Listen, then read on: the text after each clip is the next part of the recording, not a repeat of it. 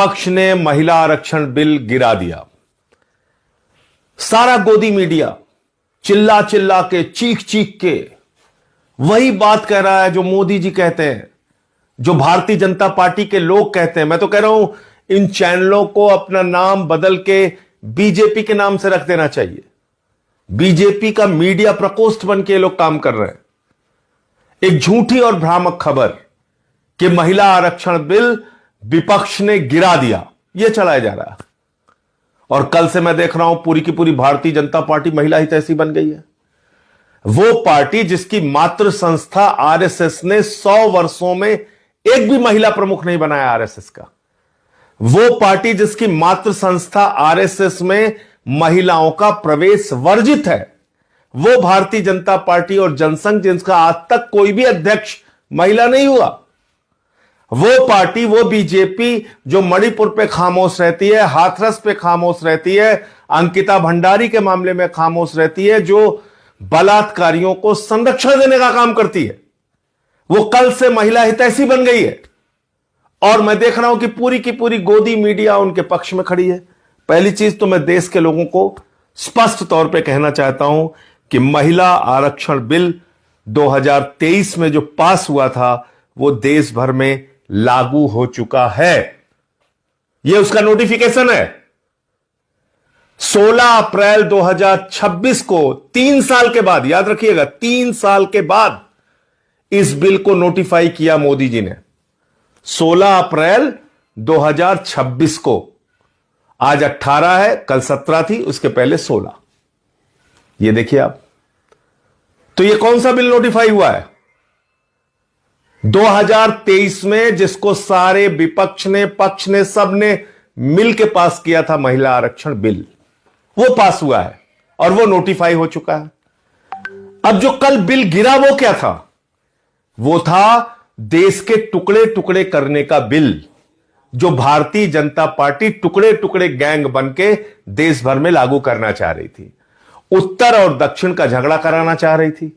बंगाल की सीटें कम, उड़ीसा की सीटें कम, तमाम राज्यों के बीच में असंतोष पैदा करना चाह रही थी।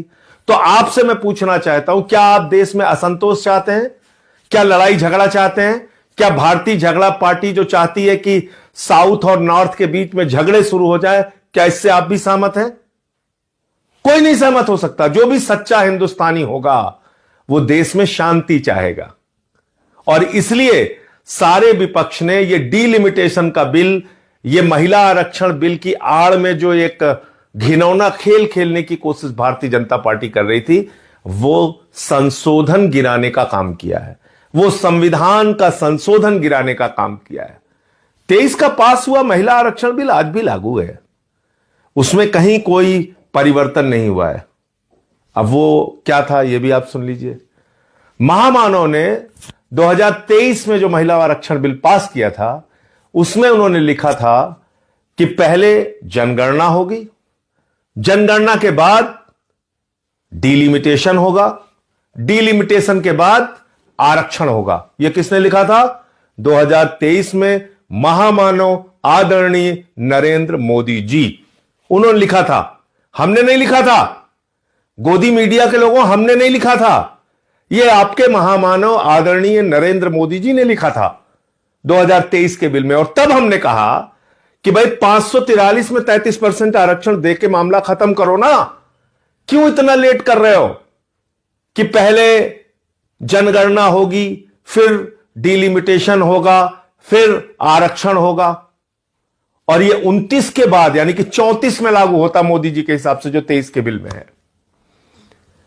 अब वो 3 साल के बाद कह रहे हैं नहीं साहब हम बड़े हितैषी हो गए हैं, हम तो बस इसको पास करना चाहते हैं। यह कितनी झूठी और बेबुनियाद बात है कि 3 साल तक वो 2023 का बिल इन्होंने नोटिफाई नहीं किया था, जिसके ऊपर संशोधन लेके आए। 16 अप्रैल 2026 को आनंद फानंद में उसको नोटिफाई किया इन्होंने। और अखबारों की हेडिंग आप देखिए। चलिए, गोदी मीडिया वाले गलती करते हैं, बात समझ में आती है, मैं आपको दिखाता हूं। ये अखबारों की हेडिंग पढ़ के तो मुझे इन लोगों के दिल दिमाग पे तरस आ रहा है कि क्या ये सोचते हैं, क्या कैसे काम करते हैं।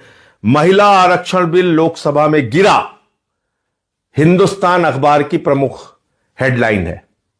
अब आप देखिए, महिला आरक्षण पर विपक्ष का अड़ंगा, दैनिक जागरण अखबार की हेडलाइन है।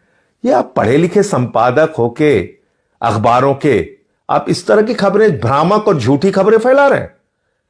महिला आरक्षण बिल तो लागू हो चुका है देश भर में। आगे बढ़ते हैं। अब बात आती है डीलिमिटेशन के नाम पे ये क्या करना चाह रहे थे। ये इस बिल को आनन फानन में क्यों लेके आए? क्योंकि इनको बंगाल और तमिलनाडु का चुनाव दिख रहा था। इनको लगा हम देश भर में ये प्रचारित करेंगे कि देखिए देखिए साहब, महिलाओं के आरक्षण के खिलाफ है पूरा का पूरा विपक्ष और हमको चुनावी फायदा हो जाएगा। लेकिन मामला उल्टा हो गया। मामला यह हो गया कि आप 2011 की जनगणना के मुताबिक डीलिमिटेशन करने की बात कर रहे थे, जिसमें बंगाल की सीटें कम हो रही हैं, तमिलनाडु की सीटें कम हो रही हैं। तो उन लोगों ने अपने अपने राज्यों में इसको बड़ा मुद्दा बना दिया। तो लेने के देने पड़ गए, लेने के देने पड़ गए मोदी जी को। जिसने भी उनको मूर्खतापूर्ण सलाह दी वो लेने के देने पड़ गए। अब तमिलनाडु में मुद्दा बन गया कि उनका प्रतिनिधित्व आप कम कर रहे थे, बंगाल में मुद्दा बन गया कि उनका प्रतिनिधित्व आप कम कर रहे थे। तो इसका भारी नुकसान बंगाल और तमिलनाडु के चुनाव में आपको उठाना पड़ेगा। दूसरी बात, कितना घिनौना खेल खेलती है बीजेपी। कभी आपने सोचा? बीजेपी इतना घिनौना खेल खेलती है कि अभी एक स्टिंग ऑपरेशन हुआ है हुमायूं कबीर का, जो बाबरी मस्जिद बना रहा है, जिसने अपनी पार्टी बना के वहां पे चुनाव लड़ने का काम किया। उस हुमायूं कबीर ने कहा कि हमको बीजेपी ने 1000 करोड़ रुपए चुनाव लड़ने के लिए दिए हैं। 1000 करोड़ रुपए। और हुमायूं कबीर बाबरी मस्जिद बनवा रहा है वहां पे। इसका मतलब बीजेपी के पैसे से बाबरी मस्जिद बन रहा है वहां पे। इतना ही नहीं, हुमायूं कबीर को केंद्र सरकार ने जेड कैटेगरी की सुरक्षा दी है। जो व्यक्ति बाबरी मस्जिद बनवा रहा है उसको मोदी ने जेड कैटेगरी की सुरक्षा क्यों दी है? क्या इतना नहीं सोच पा रहे हैं आप लोग? क्या इतनी आंखों पे पट्टी बांध ली आप लोगों ने कि कितना घिनौना खेल खेलती है बीजेपी? इसलिए इन लोगों से सावधान रहिए। और मैं फिर दोहराना चाहता हूं, महिला आरक्षण बिल 2023 में जो पास हुआ था वो लागू हो चुका है। डीलिमिटेशन बिल के जरिए जो देश के टुकड़े टुकड़े करने की, आपस में लड़ाने की, उत्तर दक्षिण का झगड़ा कराने की जो कोशिश थी, वो कोशिश विपक्ष ने मिलकर नाकाम किया है। जय हिंद।